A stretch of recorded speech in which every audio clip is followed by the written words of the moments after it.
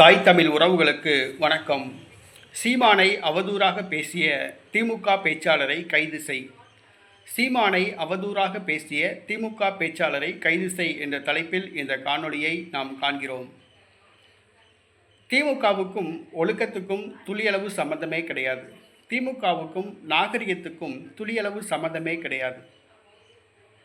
திமுகவுக்கும் அகிம்சைக்கும் துளியளவும் சம்பந்தமே கிடையாது என்று சொல்லலாம். திமுக ஒரு பிரிவினைவாத கட்சி, திமுக ஒரு வன்முறை கட்சி, திமுக பெண்களை அவதூறாக பேசுகிற கட்சி, திமுக ஒரு ஒழுக்கமற்ற கட்சி, திமுக ஒரு நாகரிகமற்ற கட்சி என்பது நம் அனைவருக்கும் தெரியும்.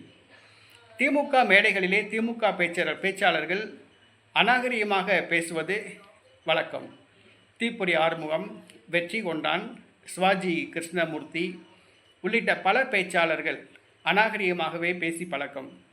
அவர்களுடைய பொதுக்கூட்டங்களில் பெண்கள் அமர்ந்து கேட்க முடியாது. அந்த அளவுக்கு அவர்கள் கீழ்த்தரமாக கொச்சை வார்த்தைகளால், கெட்ட வார்த்தைகளால் பேசுவார்கள்.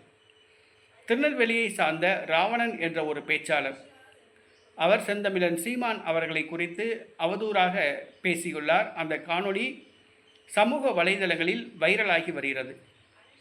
சீமானுடைய தாயை குறித்து அவதூறாக பேசியுள்ளார். சீமானுடைய மனைவியை குறித்து அவதூறாக பேசியுள்ளார். மேலும் சீமான் அவர்களுடைய தனிப்பட்ட வாழ்க்கையை குறித்து அவதூறாக பேசியுள்ளார். மேலும் கத்தி பேசுகிறார் சீமான். தான் கத்தியோடு பேசுவேன் என்று அவர் மிரட்டுகிறார். திருநெல்வேலிக்கு வந்தால் திரும்பி போக முடியாது என்று மிரட்டுகிறார். சீமானுக்கு கொலை மிரட்டல் விடுக்கும் நோக்கத்தில் அவர் அந்த பொதுக்கூட்டத்தில் பேசியுள்ளார்.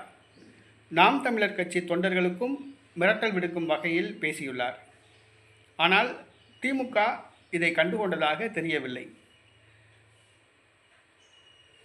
திமுக துணை பொதுச் செயலாளர் கனிமொழி அவர்கள் ஒரு சில மாதங்களுக்கு முன்பாக நாம் தமிழர் கட்சி குறித்து அவர் பேசினார். ஆனால் இப்பொழுது என்ன சொல்லப் போகிறார் என்பது தெரியவில்லை. ஒரு திமுக பேச்சாளர் ராவணன் செந்தமிழன் சீமான் அவர்களையும் அவருடைய மனைவியையும் அவருடைய தாயையும் குறித்து அவதூறாக பேசியுள்ளார். திமுக தலைமை இதை உற்சாகப்படுத்துகிறதா, திமுக தலைமை வேண்டுமென்றே பேச வைத்ததா என்பதும் தெரியவில்லை. உங்களுடைய பேச்சுக்கள் ரசிப்பதற்கு வேண்டுமானால் பயன்படும். ஆனால் மக்கள் மத்தியிலே அது மிகப்பெரிய ஒரு எதிர்மறையான தோற்றத்தை, திமுக குறித்து ஒரு எதிர்மறையான தோற்றத்தை தான் உருவாக்கும். ராவணன் பேசிய பேச்சுக்கள் திமுகவுக்கு வாக்குகளை கொண்டு வந்து சேர்க்காது, வாக்குகளை இழக்கும் நிலையைத்தான் ஏற்படுத்தும். ஏனென்று சொன்னால் திமுக பேச்சாளர் ராவணன் பேசிய பேச்சினால் திமுக வாக்குகளைத்தான் இழக்கும். ஏற்கனவே உங்களுடைய வாக்கு சதவீதம் 31% குறையப் போகிறது. வருகிற சட்டசபை தேர்தலில் இன்னும் உங்களுடைய வாக்கு சதவீதம் குறையும். ஆகவே திமுக மேடைகளில் திமுக பேச்சாளர்கள் அநாகரிகமாக பேசுவது திமுகவுக்கு தான் இழப்பே ஒழிய அது நாம் தமிழர் கட்சிக்கு இழப்பு இல்லை.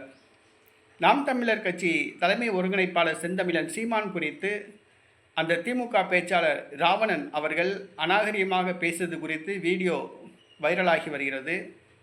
காவல்துறை கடுமையான நடவடிக்கை எடுக்க வேண்டும். சீமான் குறித்தும் சீமான் குடும்பத்தினர் குறித்தும் நாம் தமிழர் கட்சியினர் குறித்தும் வன்முறையை உருவாக்கும் விதத்தில் பேசுகின்ற அந்த ராவணன் அவர்களை காவல்துறை நடவடிக்கை எடுத்து கைது செய்து சிறையில் அடைக்க வேண்டும். தக்க நடவடிக்கை எடுக்க வேண்டும்.